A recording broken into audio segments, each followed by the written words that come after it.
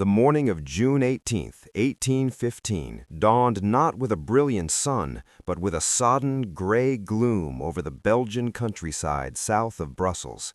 The ground, churned by the hoofs of cavalry and the boots of 3 armies, was a quagmire of thick, clinging mud, a consequence of the torrential rains that had fallen the night before. This mud would become an uncredited general in the drama about to unfold, slowing every advance, miring every cannon, and sapping the strength of men who had already endured a long night in the open. On a gentle ridge near the inconspicuous village of Mont-Saint-Jean, an Anglo-Allied army of nearly 68,000 men stood, or rather waited, commanded by the stoic, meticulous Arthur Wellington, the Duke of Wellington. He had chosen this ground with a master's eye, using the reverse slope of the ridge to shelter his infantry from the devastating artillery fire he knew was coming. Across a shallow valley, about 1,300 yards to the south, the Emperor Napoleon Bonaparte arrayed his Armée du Nord, roughly 72,000 strong. This was not the Grande Armée of Austerlitz or Jena, but a force hastily assembled, a mix of grizzled veterans, the loyal old guard, and too many raw, inexperienced conscripts. Yet they were buoyed by the presence of their emperor, who had miraculously returned from exile just months before, and who now sought a decisive, war-ending victory to shatter the Seventh Coalition and reclaim his throne. Napoleon's plan was characteristically bold, a massive, concentrated artillery bombardment to soften Wellington's center, followed by a fierce infantry assault to punch a hole in the line, which would then be exploited by his cavalry to turn a breach into a rout. He dismissed Wellington as a sepoy general, underestimating the defensive genius of the man who had worn him down in Spain. The battle began late, around 11:35 a.m., delayed by the sodden ground. Napoleon needed it to dry slightly so his cannonballs could skip and ricochet with deadly effect. The opening move, however, was a diversion. On the French right, Marshal Rey's corps launched a fierce attack on the fortified chateau of Hougoumont, a sprawling farm complex that anchored Wellington's right flank. What was meant to be a feint to draw in Allied reserves became a brutal day-long battle of attrition within its walls, orchards, and gardens. Thousands of French troops were sucked into this hellish vortex, charging again and again, only to be cut down by the steady volleys of British guardsmen and German riflemen. Wellington would later call Hougoumont the key to the battle, a bleeding ulcer that consumed Napoleon's manpower for hours.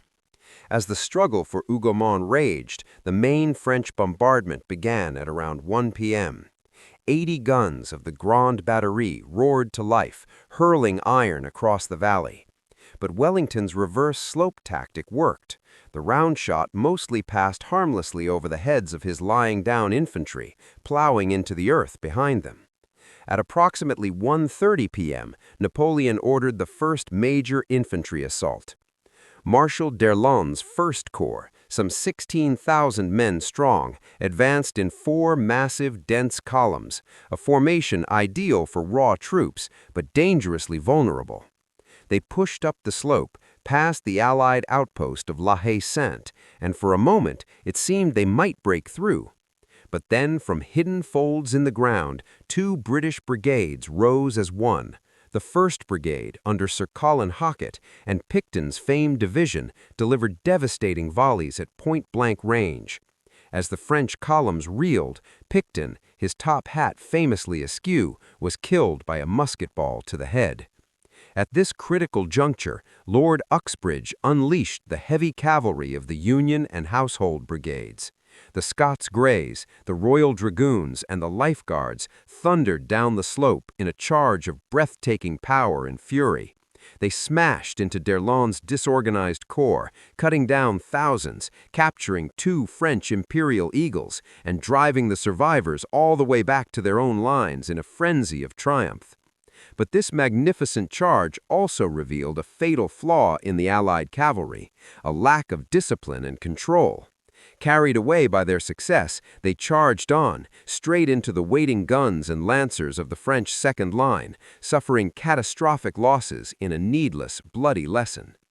The battle now reached a tense, bloody equilibrium. Napoleon, his initial plan in tatters, turned his attention to the Allied left center and the crucial farmhouse of La Haye-Sainte. Possession of this strong point, sitting astride the main road, was vital for any breakthrough. At around 4 p.m., Marshal Ney, the bravest of the brave, believing he saw signs of Wellington retreating, it was actually wounded men and empty ammunition carts moving to the rear, made a momentous, catastrophic decision. Without orders, he launched a massive cavalry assault, one of the largest in history. Squadron after squadron of magnificent French cuirassiers, dragoons, and lancers, perhaps 9,000 in total, began to flood the valley and surge up the Allied ridge. What followed was not a wild melee, but a masterpiece of disciplined defense. Wellington had formed his infantry into squares, hollow, hedgehog formations of men, presenting a wall of bayonets on all sides. Cavalry were virtually powerless against a steady square. For over 2 hours, Ney's horsemen hurled themselves at these unbreakable formations. The squares held, weathering the thunder of hooves, the flash of sabers, and the relentless fire from French horse artillery that Ney had brought up. The air grew thick with smoke, the smell of gunpowder and blood, and the deafening cacophony of battle. Each time the cavalry swirled away to regroup, the squares would reform, their ranks thinning, but their resolve unbroken. It was a colossal waste of the French cavalry, sacrificed for no gain.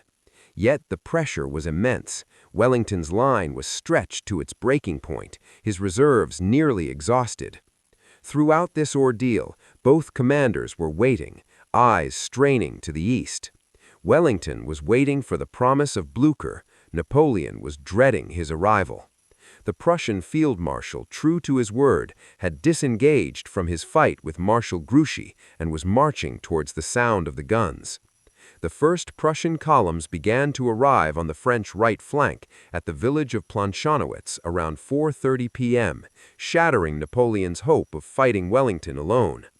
Desperate now, Napoleon committed his young guard to hold Planchonowitz in a vicious house-to-house struggle that drained his last strategic reserves. At around 6 p.m., La Haye-Sainte, its defenders out of ammunition, finally fell to a final French assault. For the first time, Napoleon had a clear breach in Wellington's center. He immediately ordered a bombardment of the area and prepared his final, decisive blow, an assault by the undefeated, legendary Imperial Guard. At approximately 7:30 p.m., as the evening light began to fade, 9 battalions of the Middle Guard, the very heart of Napoleon's power, advanced in their iconic bearskin hats. They moved up the slope in echelon, a display of intimidating professional calm.